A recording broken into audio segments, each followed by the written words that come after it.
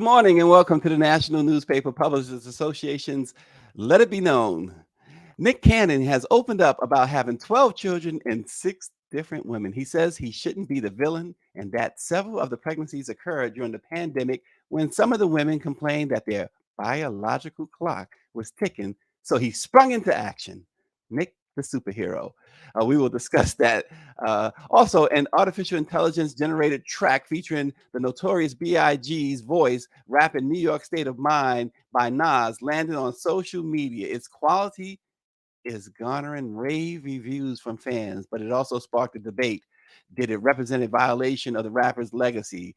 We'll discuss that as well. And multiple recent cultural moments have thrust Black fatherhood into the American consciousness, in the process defying popular stereotypes of Black fathers. Although they are routinely overlooked and undercredited in our society, Black fathers have grand plans for their babies. They want to see their children rise to levels they themselves have long dreamed of. They want their children to be happy and successful. They want their children to outlive them. From the birth of their children, Black fathers are deeply involved. And although we have a rich understanding of how mothers' mental health impacts child development, we rarely make the connection between fathers' mental health and children's outcomes. For Black fathers, this connection is even less explored. But Black men continue to embrace their paternal roles despite significant challenges and are often expected to make tough decisions in the best interest of their children and families. Today, we meet Juanita Banks-Whittington, a veteran social worker, wellness and diversity practitioner, civil rights advocate, wife, mother, and author of the new children's book, I Love My Daddy. All that and more right now on Let It Be Known. We start with Austin Cooper. Austin is really upset. First and foremost, he's wearing that pink shirt and it's like hot pink right now. This guy is so upset. But before we get to why he's really upset, there's a couple of items. He's shaking his head. Everybody shakes their head when I talk. They're like, "Dang, what is he doing today?" But before we get to that, uh, really alarming update on Jamie Foxx. Now, there are a number of outlets, Daily Loud, Rap TV, Good Morning America, reporting just this morning that Jamie is in very serious condition. His family is now openly concerned about his well-being, his future. Good Morning America says that he's in stable condition. They say it's not life-threatening, but this morning, others like the Daily Loud, the Shade Room, Rap TV, etc., is saying that his condition has taken a turn for the worse. So we are thinking about Jamie Foxx this morning, hoping that the very least, the Good Morning America report is more accurate than the other reports. Again, GMA says he's in stable condition. They say his condition, as far as they know, is not life threatening at the moment. So, Jamie Foxx, certainly thinking about the great Very, Jamie very, Foxx. absolutely. And Austin, um, did you happen to buy Janelle Monae's new record this morning? I have not. Now, let me preface this by saying I, I didn't know a whole lot. I was watching a movie. I forget what movie. You might know the movie. Which yeah, it's with I think who's the comedian, but it's a big movie on Netflix. They got part two out now, and she's like the plays the sister, the twin, or whatever. And I didn't know much about her music. I know that my daughters listen to her and stuff like that. I think even my wife might listen to her. Um, and I always knew she was cute, but she always wore, as people say, like these Captain Crunch out. Somebody said that she looked like the Riddler at one point. But, however, as Stephen A would say, however, yesterday she did the greatest promotion of a record in the history of music. And I dare anybody to go on anywhere on Twitter and find exactly what I'm talking about. Homegirl reimagined. You know what? She's got, and it's not that. That's the Met Gala thing. They started turning heads with that. But what she did, there it is, right there. It's called Pleasure. That video, she's coming up, and I tell you what, Austin, just as many women as men was fawning over her. You talk about breaking the internet. Well, they say, what's her name? That Kardashian girl some time ago broke the internet. Well, when you break something, you can fix it. Young lady, Janelle, absolutely annihilated, destroyed it. That's You right. That's fix right. that. I mean, absolutely soothing to the eyes, and I'm sure that it will do well in terms of her sales. If she got a sale for every like or retweet, because I don't even follow her, and it was all Me on neither. my timeline. If she got a like or a retweet for every a sale for every like or retweet, let me tell you something. Inflation can go through the roof. Eggs can be $100 a carton. Gas can be $200 a People gallon. still purchase. She will never. Her great great great grandchildren will never have to worry about another dime. Hmm. Hmm. Yeah, no, I mean, I don't follow her, frankly at all. But I do. I like the characterization I've heard of some of You her like the previous characterization. attire of like Captain Crunch, because I always thought her outfits were childish, to put it mildly. Well, she grew up yesterday. Oh, she grew up, She became absolutely. an adult yesterday. That photo that Greg just put up, no, she absolutely grew up quickly, almost overnight. Wow, Like, Greg. whose child is that? Good Lord. So, also, another thing that caught my eye this morning, I'm doing all this because I know Austin is chomping at the bit. So I'm trying to delay it just a little bit. But also, what caught my eye yesterday. So, Selena Gomez, right, had a kidney transplant, and her best friend gave her kidney, right? And now her and her best friend are on the outs. Her best friend don't want to talk to her no more. Why? Because Selena Gomez has been drinking heavily, according to the best friend. And people are saying, well, Selena is grown. She can do. But as somebody else, I like what somebody else said. They said it wasn't like she gifted her a bicycle. Thank you, thank you.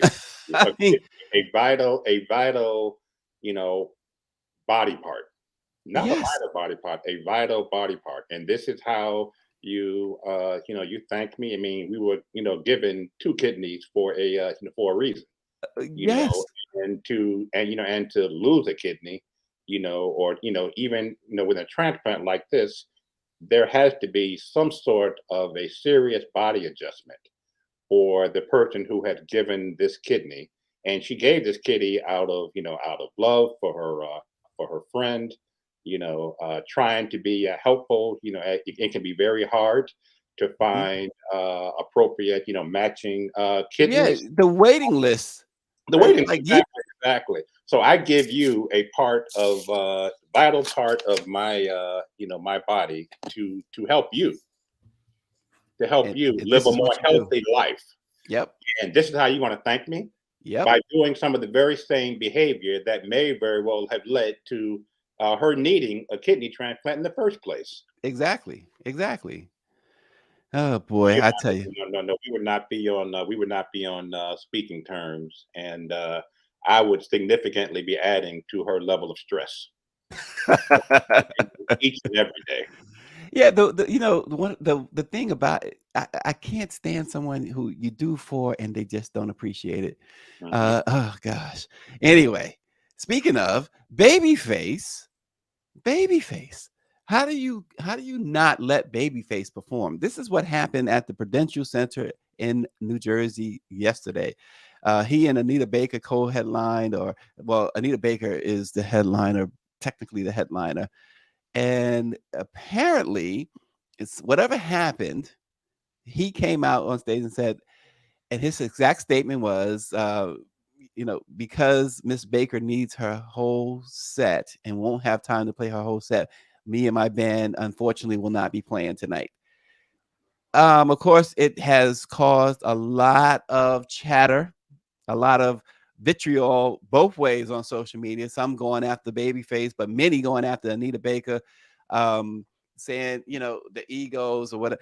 How do you not let Babyface perform? I don't understand, Austin. But let me just give it a little bit more context, as some have written that Babyface failed to put the whole thing in context. They said that there was a lot of technical difficulties and the time, I guess it wouldn't have been enough time for both performances.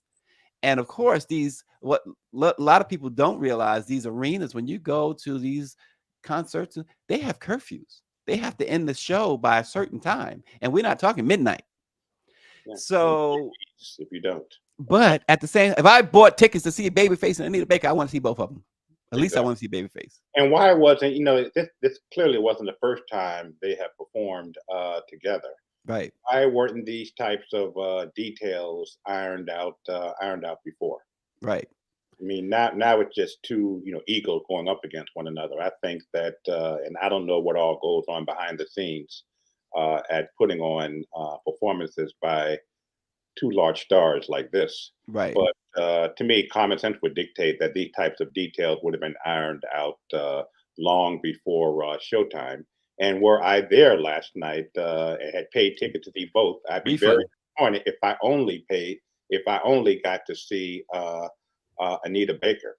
So Yeah. I think it's, since she was the headliner, I think that it's inherent upon her to at least offer some sort of a refund or partial refund to folks who came to see Babyface and not her, Yeah. because Yeah. there were some of those in the audience as well.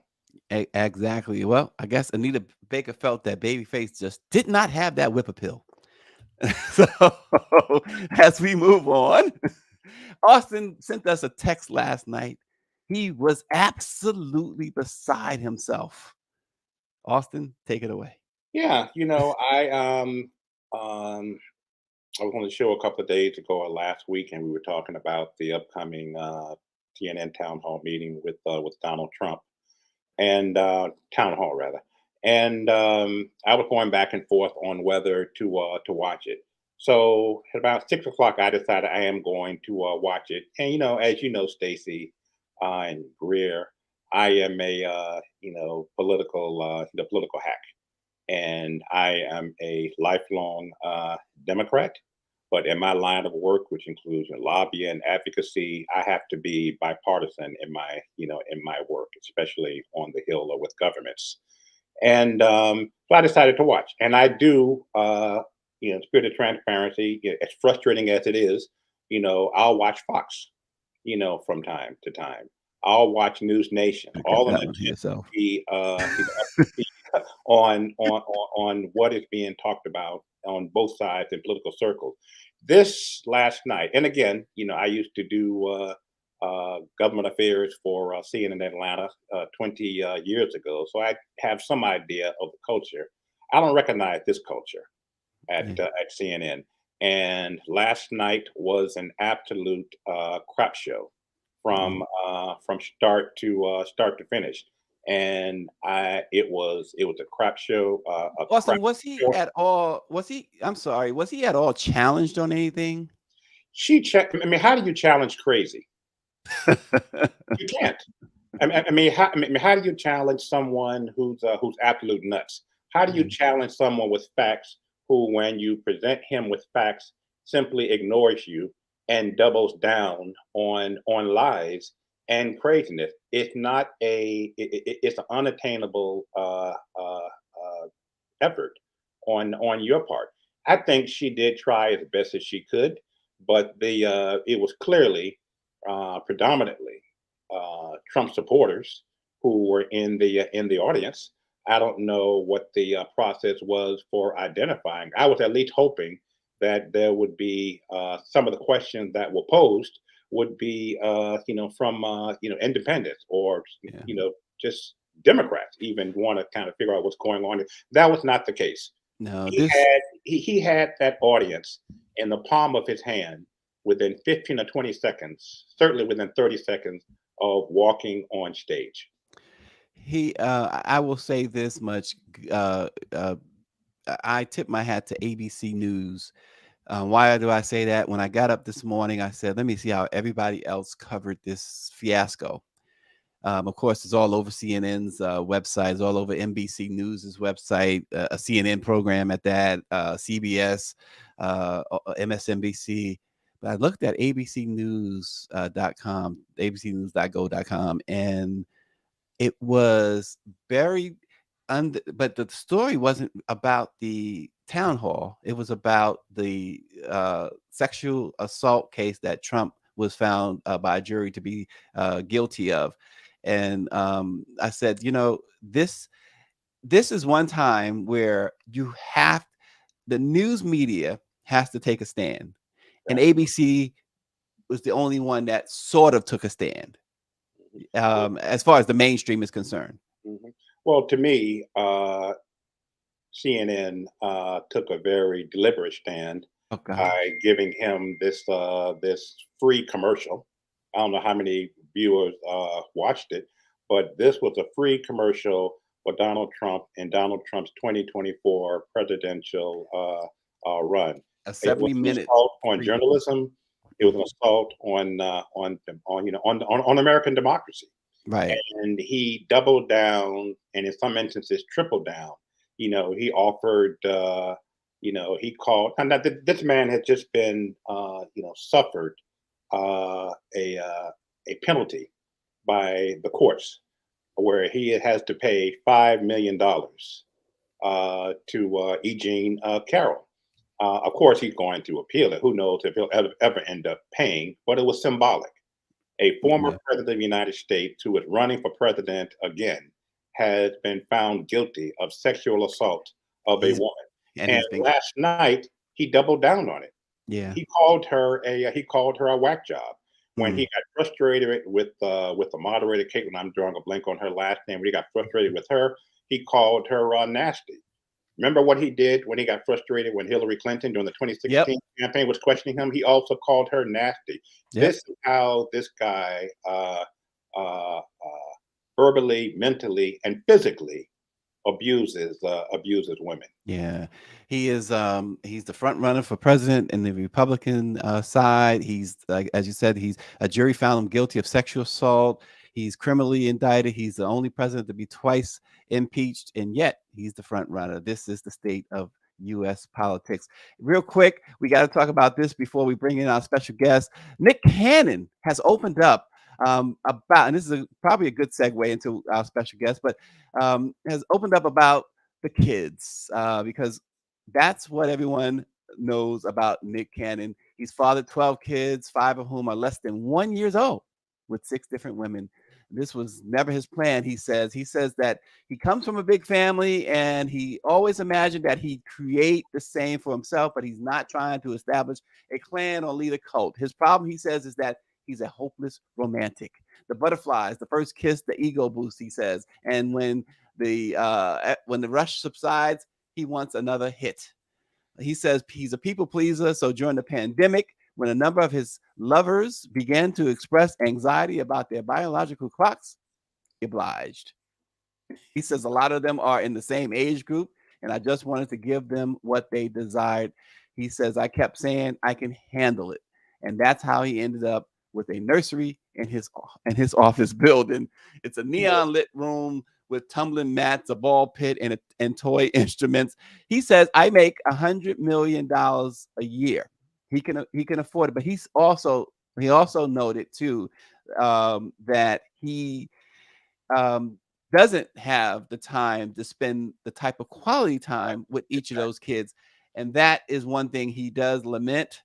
Um, Well, if you lament, stop getting women pregnant. right. It's really simple. So we've gone from one extreme of crazy Donald Trump to, on the East Coast to the West Coast, and another level of craziness by Nick Cannon. Yeah, yeah, as he said, yeah, I make $100 million a year, but we know as parents that I have one child, and that was challenging, giving her the attention that she needed growing up.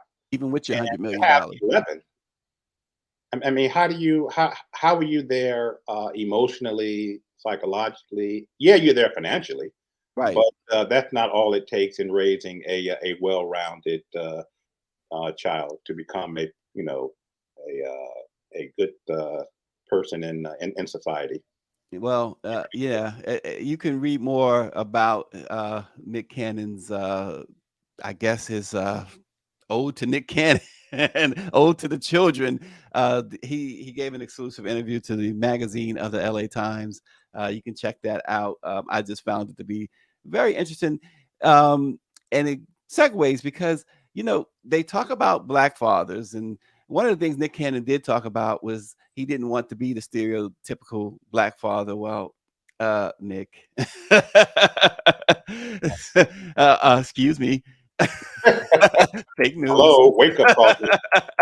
Crazy, crazy. But Juanita Banks-Whittington has devoted her life to serving others and spreading joy. She is a highly educated and skilled individual with a bachelor's degree in business administration from the University of Baltimore and a master's degree in social work from the University of Maryland, Baltimore.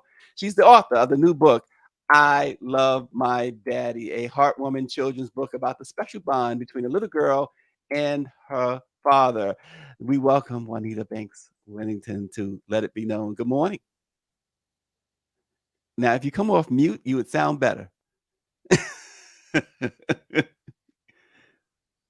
Do we got sound now? Oh boy. Testing, testing. Can you hear me There we now? go. There All we right. go. Good I love that morning. Good line. Can you hear morning. me Thank now? you. Hey, Juanita, how are you? Hey, I'm doing well. So we talk about black fathers, and bam, you hit us with I Love My Daddy. And the illustration on the book cover is this proud dad with this beautiful little daughter. What was the inspiration behind it? My husband reads to my daughter every night, and he kept telling me how he was not seeing black fathers in these children's books. So when he kept telling me that, I said, you know what? I got an idea. I said, I'm going to write a book about a little girl and her daddy. And I just took off with it. I went to friends and family. I said, hey, what you think about this? And they said, you know what? I really like it. And I just went forward, found the illustrator that I liked. I went through a few before that weren't a good fit. But when I found this illustrator, it was just like, oh my gosh. And he gave me everything that I was looking for, especially in the illustrations, to portray everything that goes on in my household. Well, it's from what I have gathered from the book, I Love My Daddy follows a day in the life of this little girl and her daddy, from playing in the park to reading bedtime stories. The book captures all these special moments between father and daughter. And I have four girls, so I know I know that feeling and that illustration there. It's when you talk us about the emotion that goes behind this, because I mean, you're a black woman, you know the stereotypes. You seem like you're in a very happy and healthy marriage. um you know the stereotypes. So what was the emotions like doing this book? Um, I wanted to make sure that I did it right. I wanted to make sure that it was something that other families can relate to. I've been having so many people say, oh my gosh, I want to write a children's book after seeing and talking to you. So I just wanted to make sure that it portrayed something positive. A lot of times when you think about fathers or you hear different stories, especially in our community, it's always something negative. So I just wanted to make sure that anyone that picked this book up, regardless of race, they were going to say, oh my gosh, this is awesome. I can relate to it because this may be something I want to have for my child or something that already happens in my life. So that's where I was going. And I don't know if Austin wants to jump in. Austin. Yeah, a pleasure to meet you, Juanita, again, and thank you so much for this book. I You're am the welcome. father of a 35, 60, I'm 35-year-old little girl. She'll always be my little girl. She teaches English in Seoul, South Korea.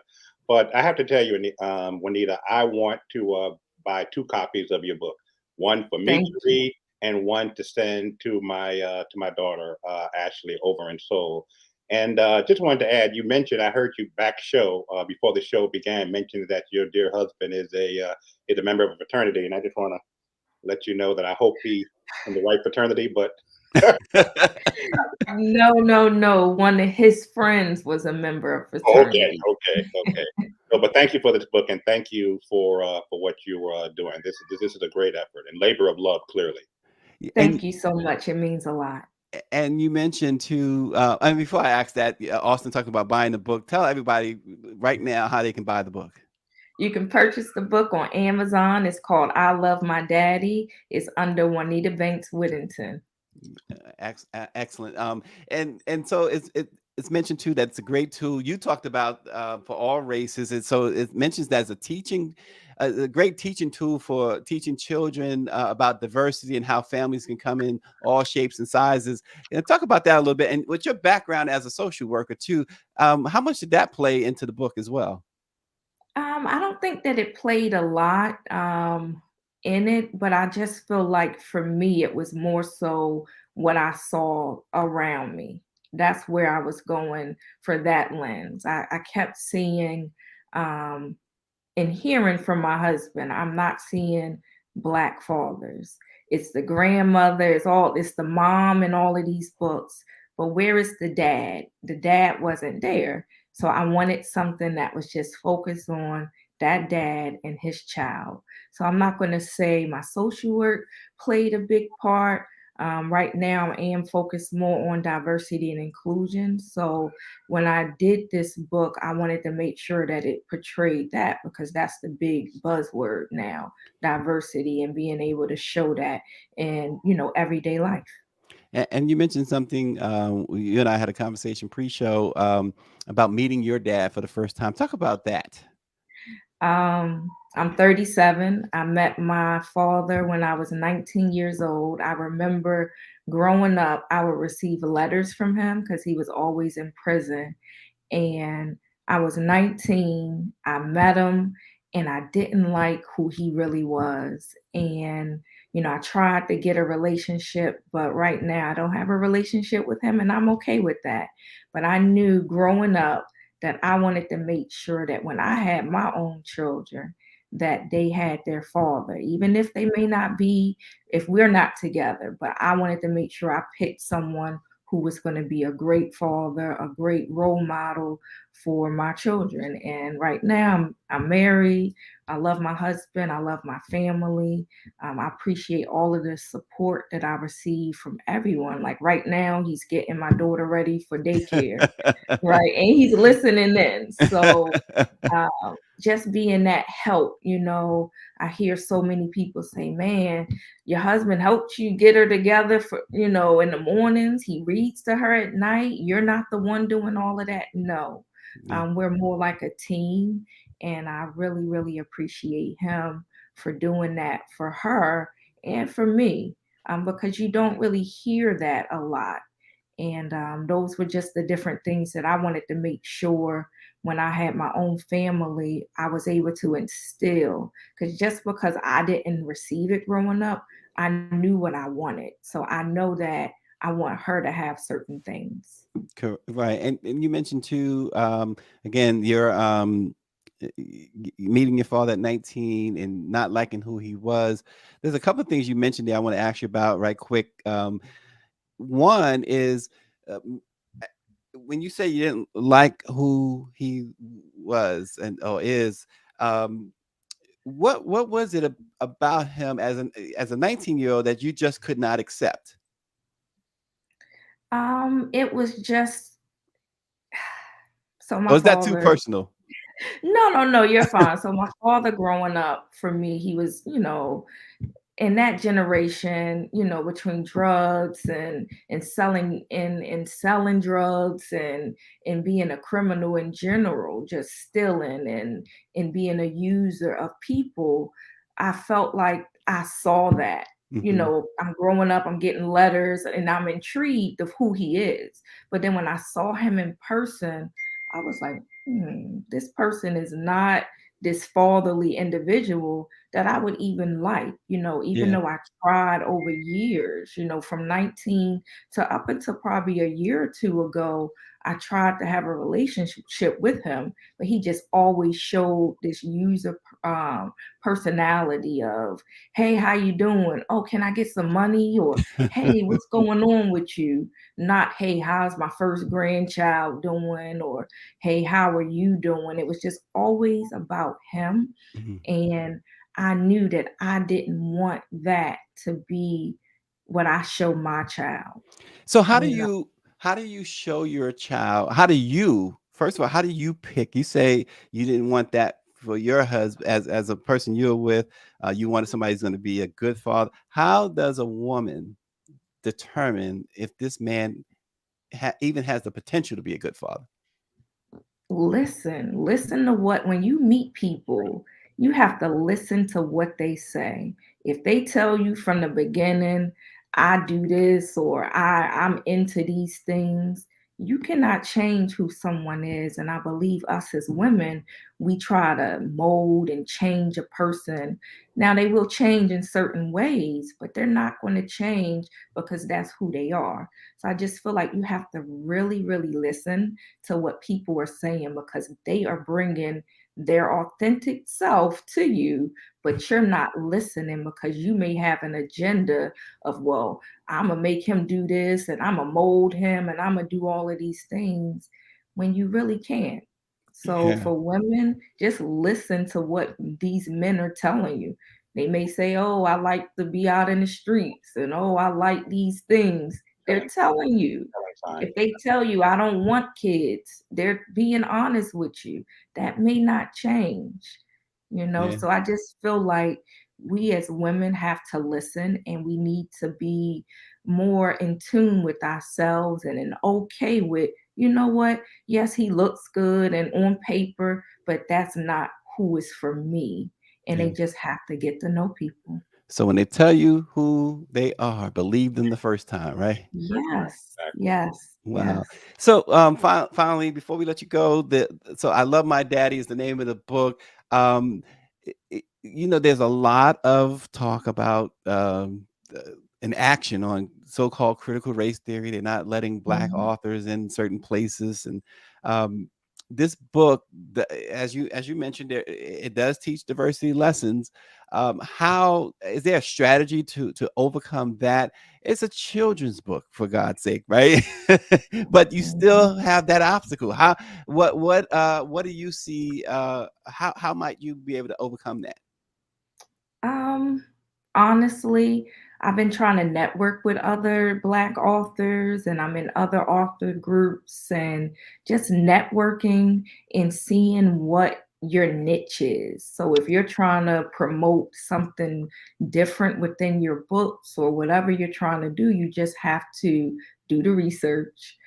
Network with people, even though they may say no or may not seem interested, there's someone else out there that is.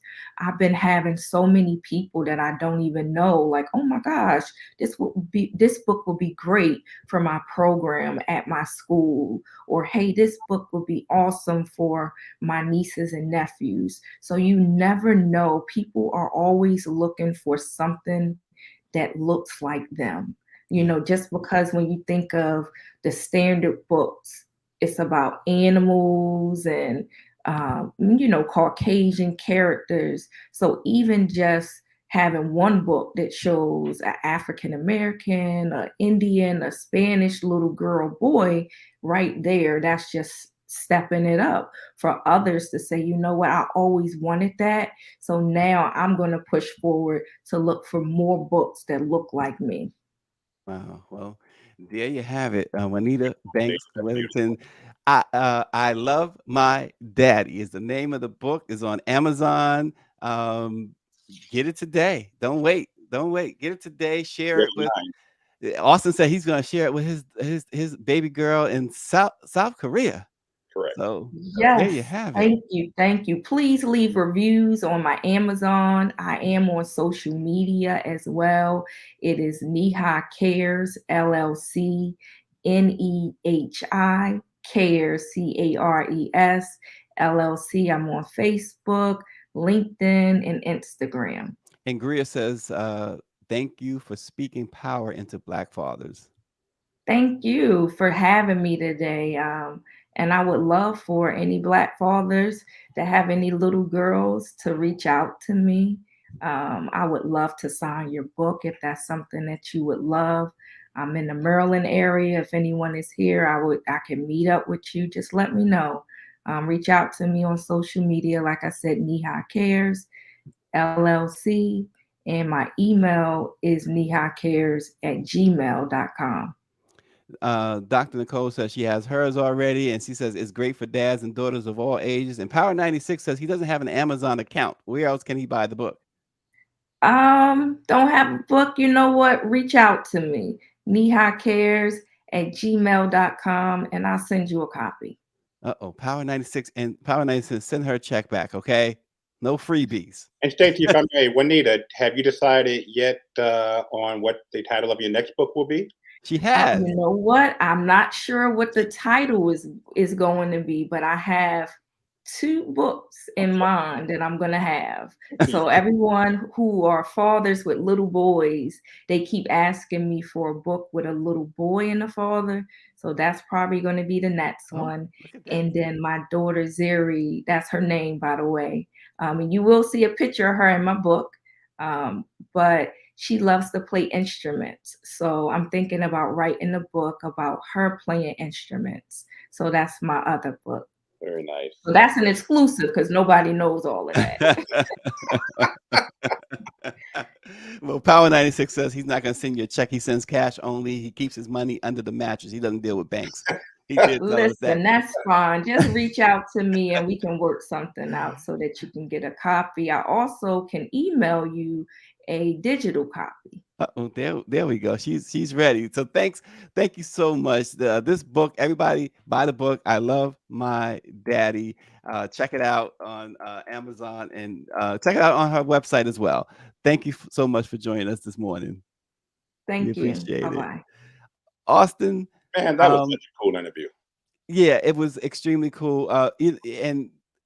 When you look at the book cover and some of the contents in the book, it's something that, and I've seen news articles, recently about Black fathers and the myths and things of that nature that people perpetuate. It's refreshing to see a book like that, right? Absolutely. No, absolutely. And,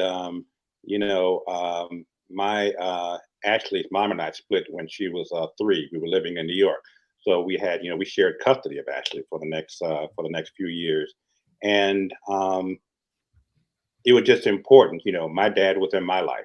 It was important for me to be in Ashley's life, as Juanita referenced, whether the marriage worked or not. And I have just such fond memories of that father daughter time. When she was with me, some days during the week, I would always pray that my ex had cornrowed her hair. That was one less headache I had to worry about. I just like scarf on and keep it real tight and kind of check, feel her head in the middle of the night, make sure the scarf had not come off. But there were times when she didn't. So my ex taught me how to braid hair. So there were mornings when Ashley would be sitting between my legs looking at TV and eating cereal. I'm trying to braid her hair, 2 braids on the right and one in the back. And I remember one morning, she just looked in the mirror and started crying. I said, "What's the matter now?" And she said, "Daddy, my part is crooked. I can't go to school like this." I'm like, "Well, please sit still. You are going to school."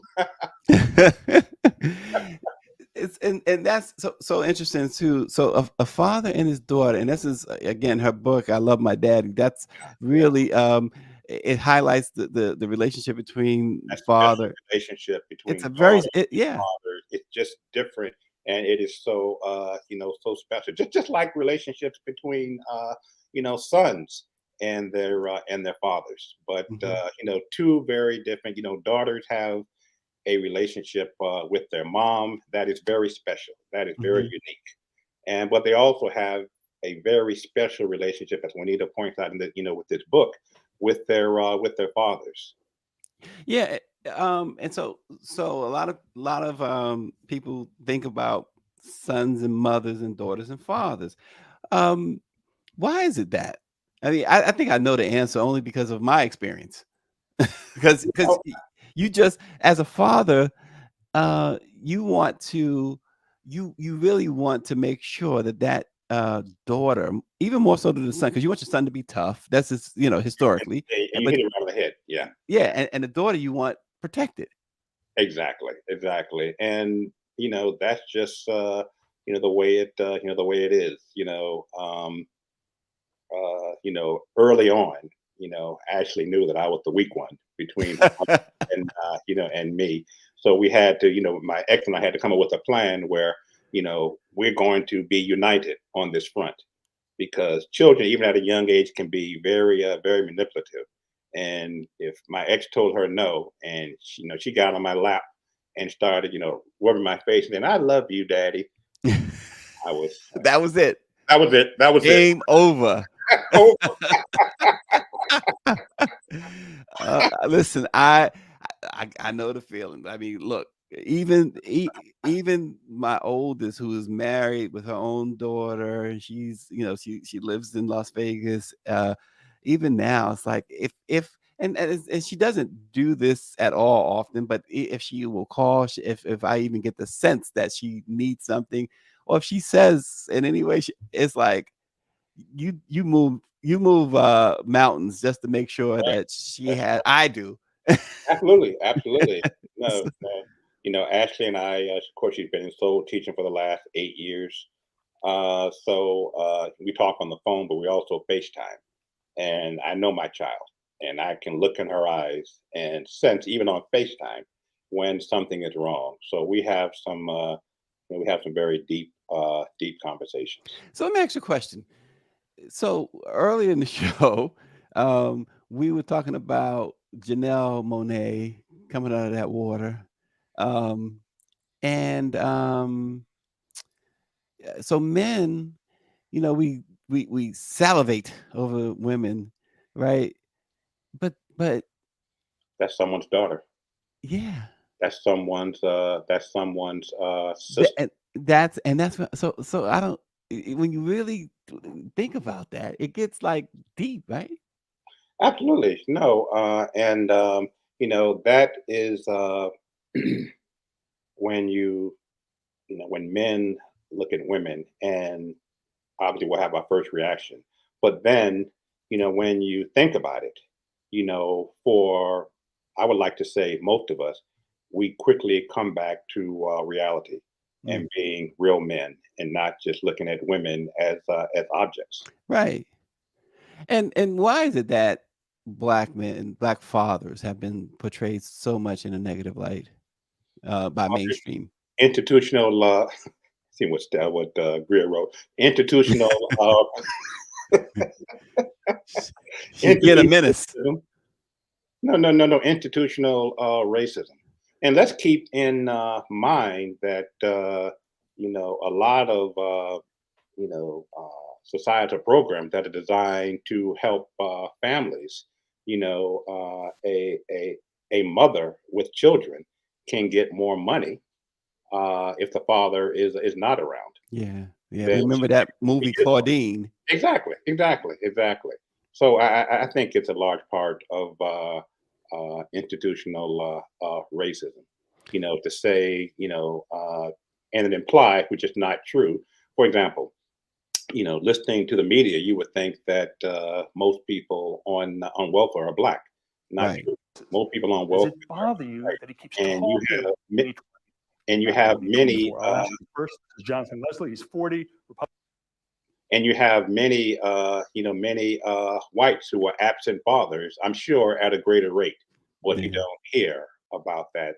There's not that sort of mainstream media focus as there is with our families. Yeah, yeah, and I can't disagree with what Power 96 writes in that mainstream media hates a strong black man. We had a guest just now who loves a strong black man, Juanita Banks-Whittington. I Love My Daddy is the name of her book.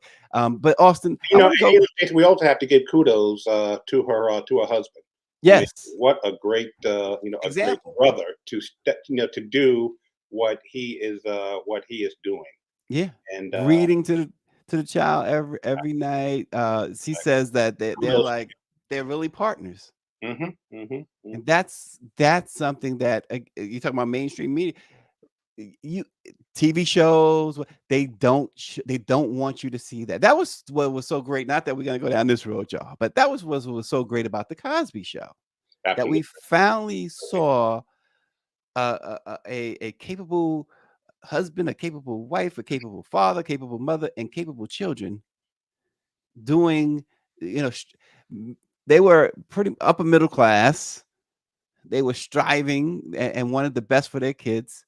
And they were, as they say today, when people are apart, which is crazy, they were truly co-parenting. Exactly. And keep in mind that Bill Cosby hired Dr. Alvin Toussaint Yep. to be a consultant. It's like a renowned psychologist, as I recall, to be a consultant on that show because he was so concerned. And thank God for Bill Cosby doing this the right way. Yeah. Portraying, but he wanted his show to portray Black families in a positive light, and Yeah. I think it was a great effort and much needed. And too bad we don't have a show like that now. We're gonna have to get Juanita and her husband to do a show. Absolutely, that'd be great. Absolutely. So Austin, before we leave today, again, you were an angry man last night. You're an angry man this morning. So I think we have some of the feedback. The voters from the town hall have weighed in on Trump's performance. I think we have that queued up. We gonna take a look.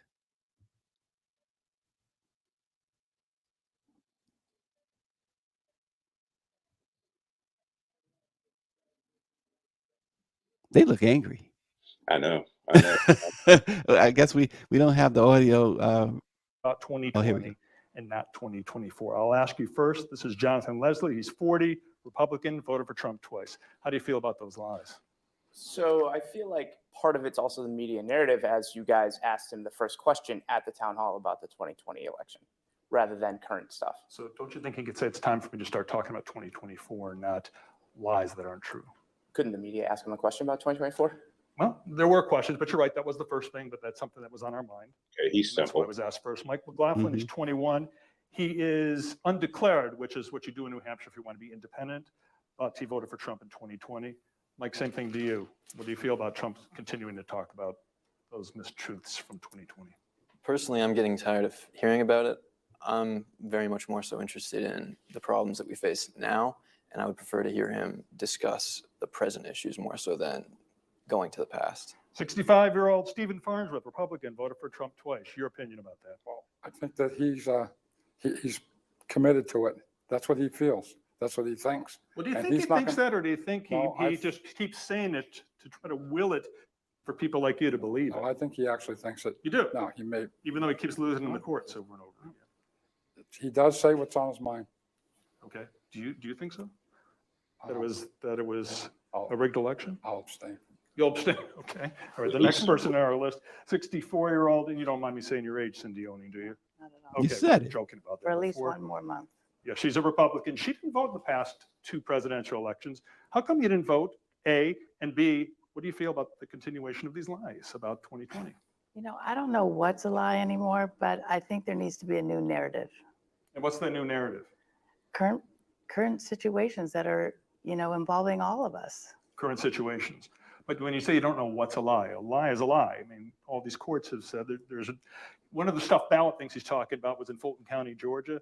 No stuffed ballots. I was there. I was watching with my own eyes. I mean, none of it's true. And I think a lot of people think he tries to will it to be true. Would you agree with that? Yes. Okay.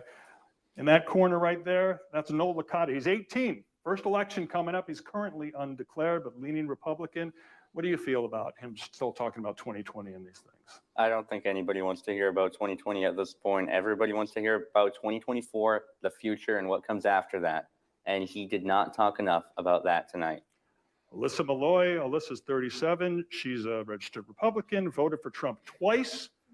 Your feeling about this? I think it's time to move on from the election, the 2020 election. Do his fibs offend you? I think he truly believes it. You do too. I think that's what he truly believes. I think a lot of his supporters believe it. Not all of them, but there are a lot of people who do believe it, and he tries to, go along with that. And I would agree that he wills it to be true. Let me ask 22-year-old Cooper Walsh, who is also undeclared but voted for Trump in 2020. Do you think Trump believes that stuff? I definitely do think he believes it. I think he's very passionate about it, or else he probably wouldn't still be talking about it. But I think that it's time for him to move on. He needs to talk about what he's going to accomplish in 2024. And I also think the media shouldn't have focused on the huge segment on the 2020 issue. We already know what he thinks about it. I think we should be talking about more of the other issues that the questions had in the audience. But would it be helpful, Karen Olson, who's 56, she's undeclared, not registered Republican or Democrat, but voted for Trump twice. Wouldn't it be good if he would just say, I'm ready to move on. It's 2024. I'm going to stop lying. I'm going to be honest about it and move on. Wouldn't that be helpful? And then the news media wouldn't ask him about it if he would acknowledge it. I'd like him to move on. I would like him to stop talking about it, but it is his opinion. So you have to attach that caveat, lie all the time. It just keeps it going. So it's his opinion, and Right. he has a right to have it. All right, just yesterday, Okay, so that was a display of simpleness. Every damn body who was in that in that room. First of all, what is there to be undecided about in terms of who you were going to support? All of those folks there who were talking about they wish he would move on and stop talking about 2020. How do you not talk about 2020? Because 2020 may very well happen again in 2024 if he loses. You saw when Caitlin asked him last night if he will accept the election results, and he refused to answer. He knows the answer. Mm-hmm. Mm-hmm. No matter how, no matter what the electoral college number is, no matter what the popular vote is, if he did not come out on top, he's going to say it's a rigged election. Yeah, We know the story. We know this movie. We know the outcome.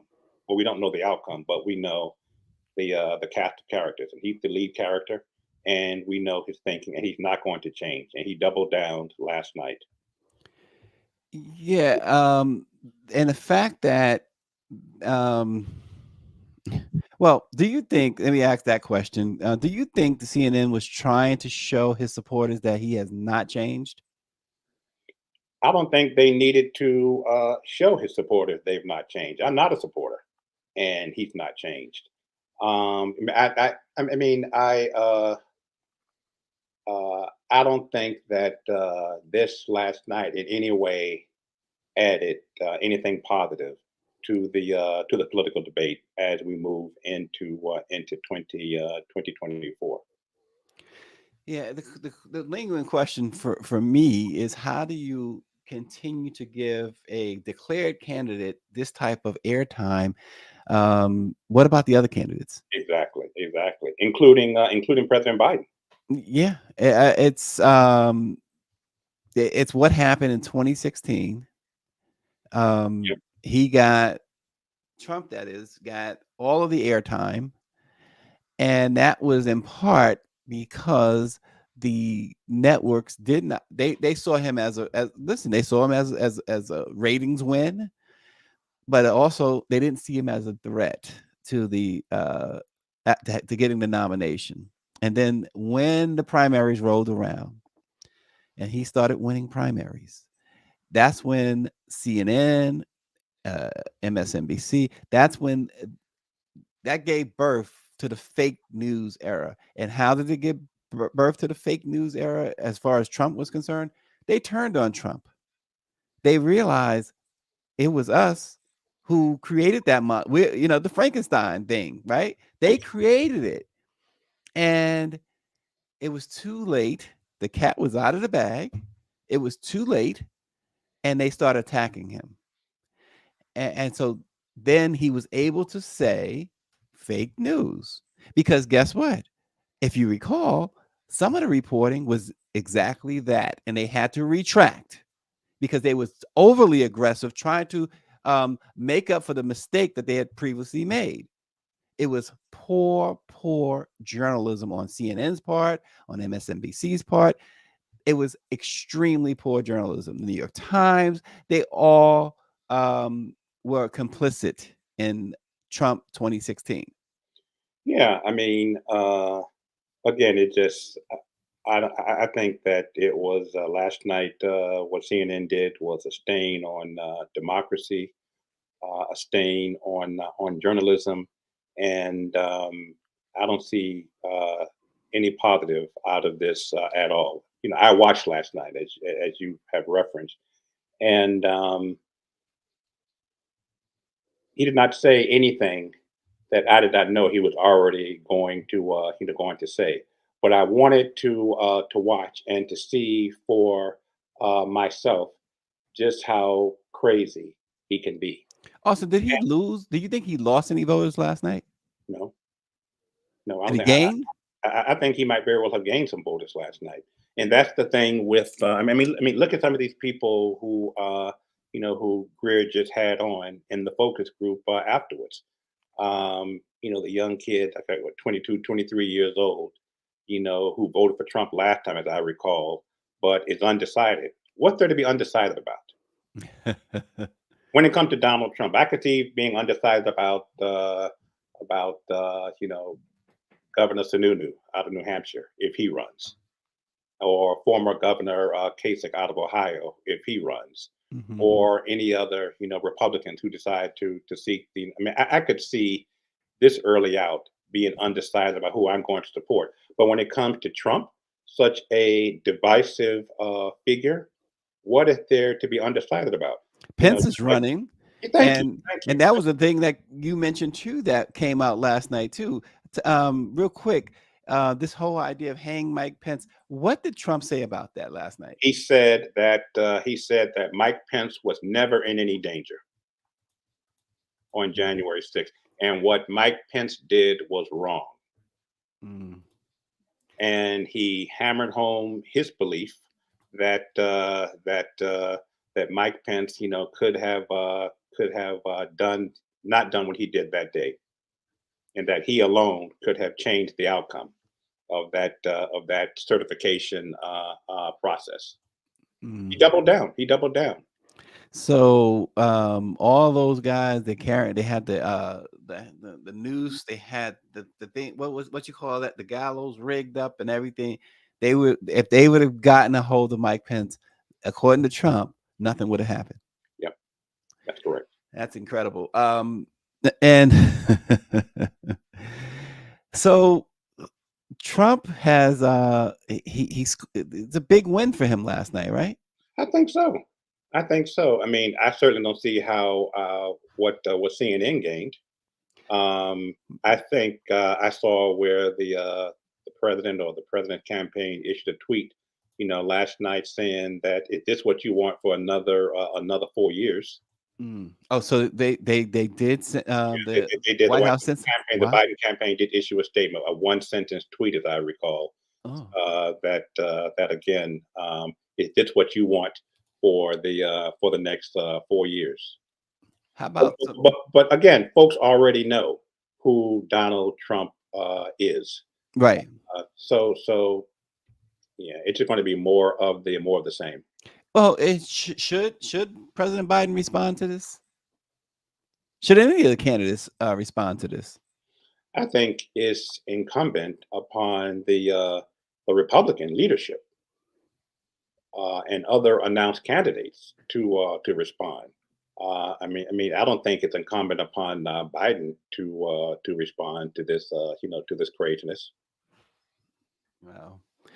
Well, there you have it. I mean, keep in mind during that first presidential debate, you remember how Biden got so frustrated with I think was it a town hall that he basically said, not basically, he did say to Trump, "Man, shut up, Yeah, he did.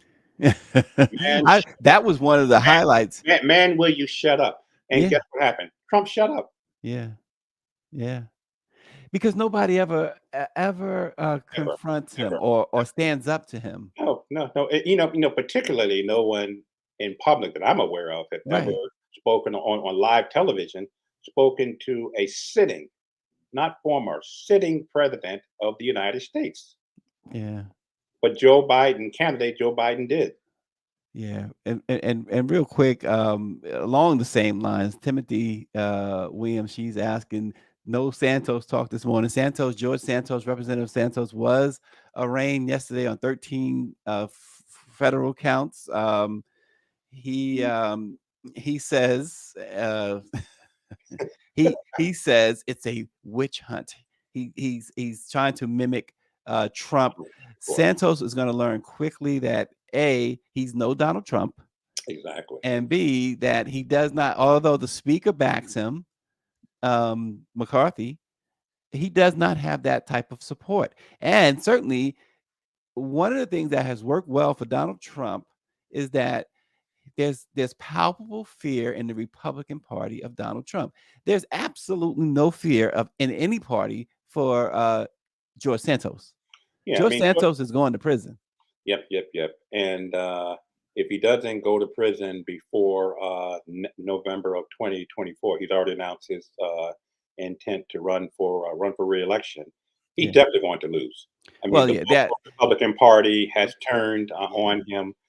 Fellow yeah. members of the New York, New York congressional delegation Yep. have turned on him. He would not be in Congress. He would not be sworn in either Mm. because he's in jail or because he lost. It's one of two things for him: a plea bargain that lands him in some sort of mental institution or prison. It's one or the other. The guy needs help. He is really off his rocker. Mhm. He But we No, got to go. McCarthy actually said that he does support his reelection. But you know what? I guess we got enough material to talk about Santos at another day. I Exactly. know Austin's got to run. We got to run. We are overtime. But again, thank you all for watching. Again, the book is "I Love My Daddy" by Juanita Banks-Whittington. Check it out, Amazon.com, and check us out tomorrow. And not just like the show, please share it on your platform, and also subscribe to our YouTube page. We'll see you tomorrow.